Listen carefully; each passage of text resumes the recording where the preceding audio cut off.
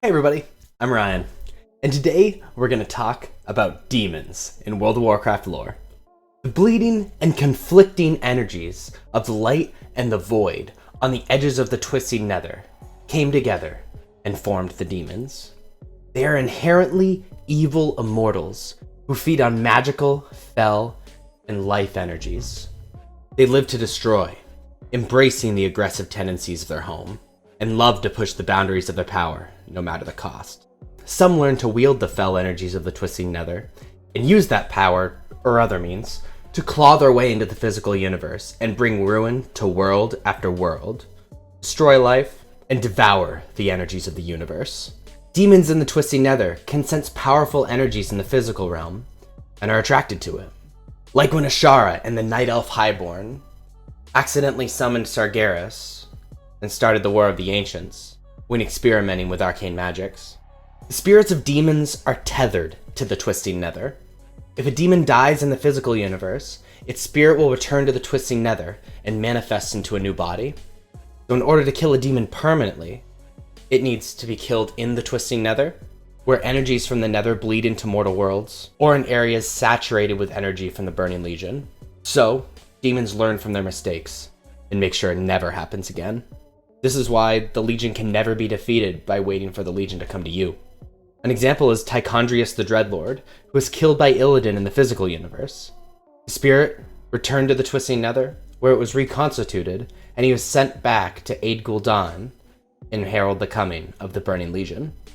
There are also stories of Alleria chasing a demonic assassin into the Twisting Nether in order to deal it a final death.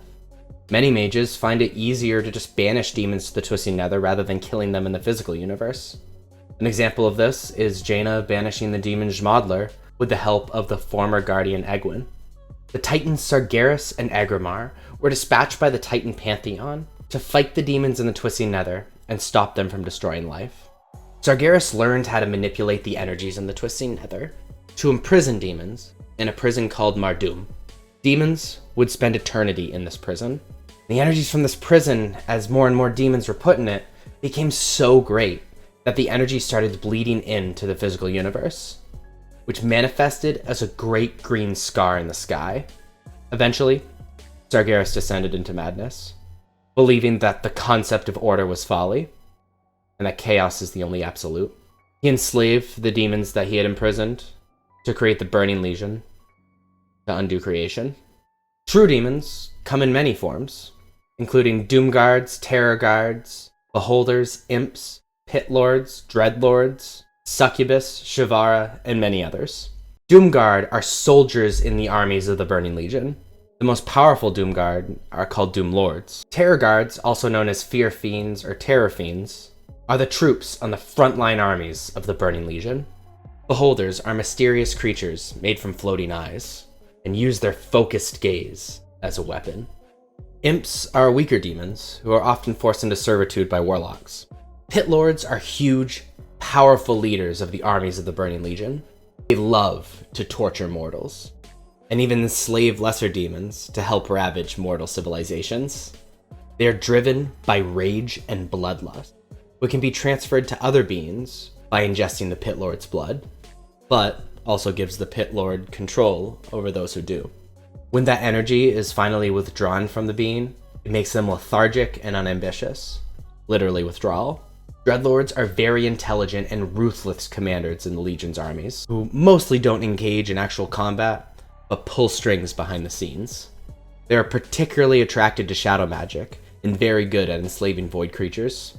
They love infiltrating mortal civilizations, turning nation against nation, and reveling in the resulting destruction. They would then experiment on the populations of these civilizations to create new and twisted forms of demons. Succubus are female demons who often serve Warlocks, if the Warlock had impressed them in some way. Those that do not, loyally serve the Burning Legion. They command the mystic arts, and are particularly good at magically charming their targets.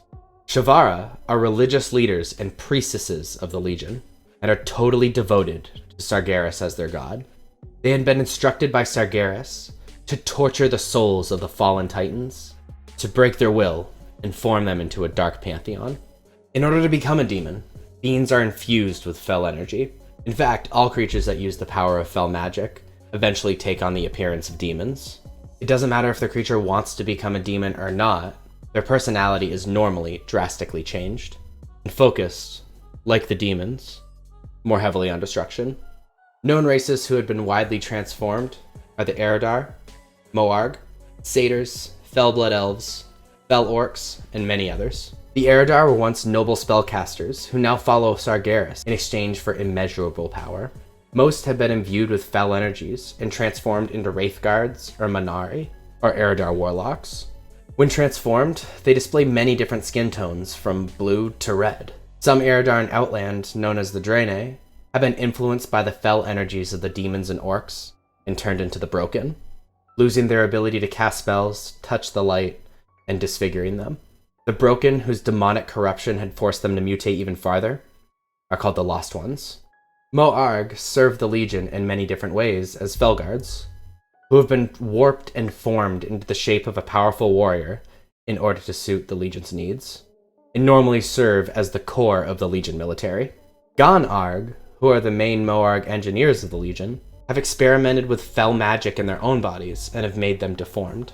These engineers are also responsible for the huge Fel Reavers, which are a huge war machine powered by a power core of Fel Flame. Satyrs are mostly night elves who have been corrupted by demonic powers, some willingly. Felblood Elves are blood elves who fed their magic addiction by feeding on the fel powers of Terrorguards or other means, and have been warped by these fel magics. Fel Orcs are orcs who have been warped by the continual consumption of the blood of Mannoroth or Magtheridon, pit lords, which change their skin bright red, gives them sharp spines, turns their eyes red, and makes them consumed by rage and bloodlust. When Illidan consumed the skull of Gul'dan, he was transformed into a demon. Ironically, he's also the one that's foretold to end the age of demons. Not all demons are intelligent. Some animals and objects have been transformed into demons. Common non-intelligent demons, infernals, demonic hounds, and dreadsteeds. Infernals are made of jagged stone and fel energy. They are constructed fel elementals, similar to golems, made by other demons or warlocks. They can barely follow orders and only exist to destroy before their forms dissipate. Demonic hounds are two-headed hounds made of fel energies. Dreadsteeds are from steeds from Zoroth, the Dreadlord world, to serve powerful warlocks. Demons can use shaman to spread bloodlust on the battlefield. And even warlocks, or former mages or shaman, delve too deeply into demonic magic, tapping into the fel energies of the twisting nether and consuming them with a dark lust for power and knowledge. Some go on to master fel energies so much that they can reach into the twisting nether and tether void creatures to them to do their bidding. Most orcs have demonic corruption in their blood.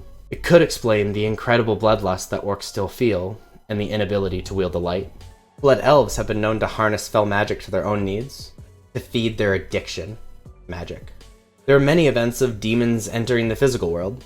Most have to do with mortals experimenting with magic, demons noticing, and enticing the mortal to bring the demon into the world. Like I already mentioned, Azshara and the Night Elf Highborne were experimenting with arcane magic, and accidentally got the attention of Sargeras, summoning the Burning Legion into the world through the Well of Eternity, and starting the War of the Ancients. Most of the destruction during the War of the Ancients was done by Hakkar the Houndmaster and Mannoroth the Destructor. They were eventually beaten back, and the portal was sealed by the allied forces of Azeroth. Much farther ahead in time, reckless use of arcane magic in Dalaran tore the fabric of reality into the twisting nether. This led to demons arriving in Azeroth again and attempting to exert their will. The High Elves formed the Council of Tirisfal to deal with the demons and the fel energies of the twisting nether from coming into the world. This was inspired by the powerful demon Kathra'natir invading Azeroth, but was eventually defeated by the first guardian, Aertin Brighthand.